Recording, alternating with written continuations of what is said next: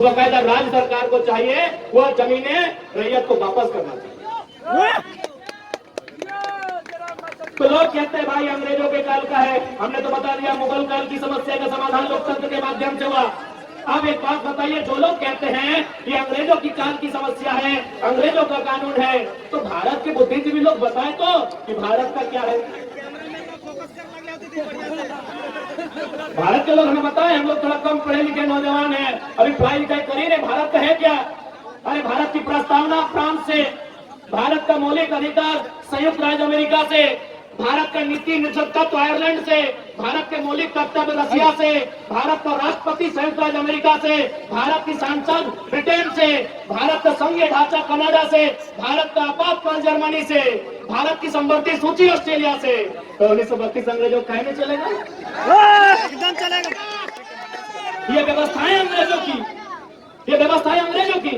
अच्छा एक बात बताइए, हजारीबाग में अभी डीसी है ना? डीसी मतलब समझते हैं आप लोग? Deputy collector. अच्छा एक बात बताइए, कलेक्टर का मतलब क्या होता है? कलेक्टर शब्द कहाँ से आया?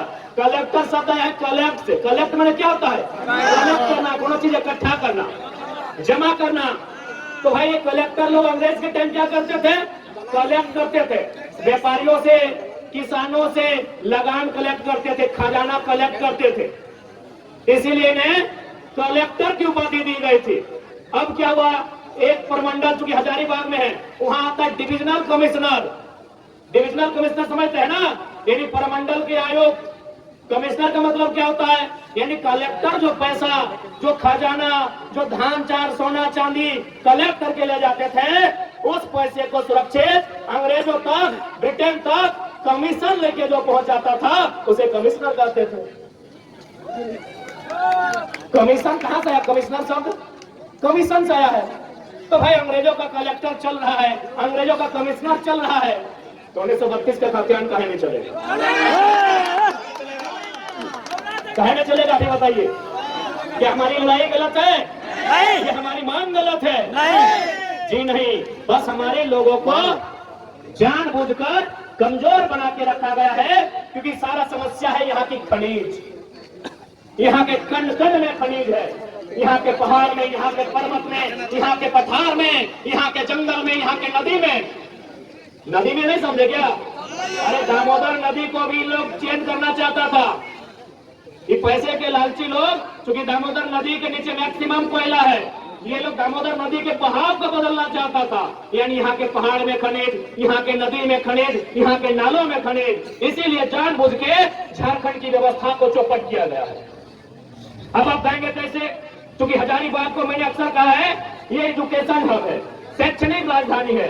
अगर रांची राजधानी, दुमका उपराजधानी, कोडरमा फ्रग राजधानी, धनबाद कोयला राजधानी, जमशेदपुर स्टील राजधानी, तो हजारीबाग शैक्षणिक राजधानी है।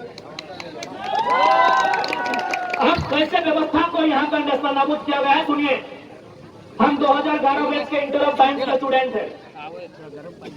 हो सके कोई 12 वाले होंगे, कोई 13 वाले होंगे, कोई 10 वाले होंगे, कोई 9 वाले होंगे। ईमानदारी से बताइए, उस समय इंटर का रिजल्ट क्या होता था? खासकर इंटर ऑफ साइंस का बताइए। मैं बता रहा हूं 2011 में 28%। गंभीरतापूर्वक सुनिएगा कि कैसे एक सिस्टम काम कर रहा है जो झारखंड को दिन प्रतिदिन खोखला कर रहा है। गरम पानी पी ले दादा। मात्र 28%। कॉमर्स का रिजल्ट था 42%, साइंस का रिजल्ट था 43%। सोच के देखिए आपकी रूह कब जाएगी।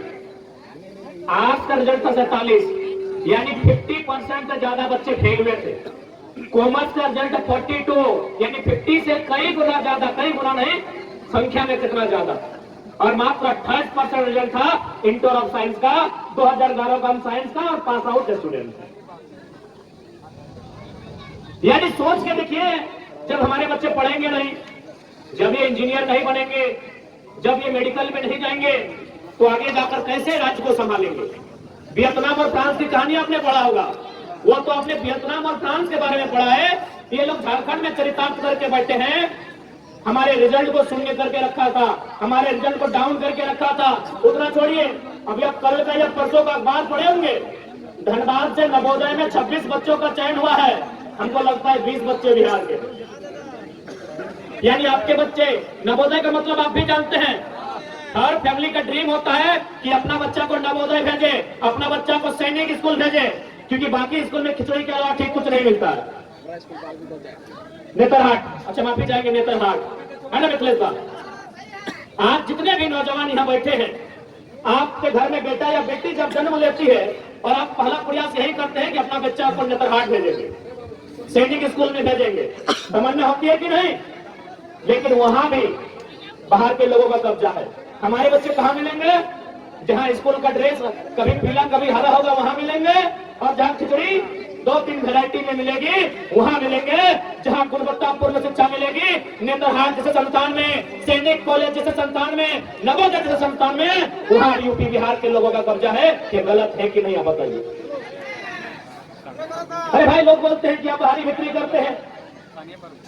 हम लोग नफरत नहीं बांटते हैं, आप हमसे नफरत करते हैं कि हमें जानबूझकर फेल करते हैं, आप हमें मौका नहीं देते हैं। एक बात बताइए, यही बगल में विनोबा भावे यूनिवर्सिटी है, कि हमने कभी गेट पर जाकर यह कहा कि एचओडी सर गो बैक, आप यूपी से चले जाएं, आप राजस्थान से चले जाएं, आप बिहार से चले जाएं? क्या हमने कहा?